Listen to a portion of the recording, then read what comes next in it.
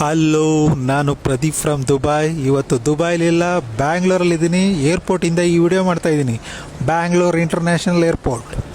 ಈ ವಿಡಿಯೋ ಮಾಡ್ತಿರೋ ಉದ್ದೇಶ, ನಿನ್ನೆ ದುಬೈ ಏರ್ಪೋರ್ಟಲ್ಲಿ ಒಂದು ಇನ್ಸಿಡೆಂಟ್ ನಡೀತು. ನಾನು ನೈಟ್ 12:30 ಏರ್ಪೋರ್ಟಲ್ಲಿ ಲಾಂಜಲ್ಲಿ ಕೂತಿದ್ದೆ. ಒಂದು ಅಲರ್ಟ್ ಮೆಸೇಜ್ ಬಂತು, ಮಿಸೈಲ್ ಅಟ್ಯಾಕ್ ಆಗುತ್ತೆ. ನಾರ್ಮಲ್ ದುಬೈಯಲ್ಲಿ. ಸೊ ಇಗ್ನೋರ್ ಮಾಡ್ಕೊಂಡು ಆರಾಮಾಗಿ ಊಟ ಮಾಡ್ತಿದ್ದೆ.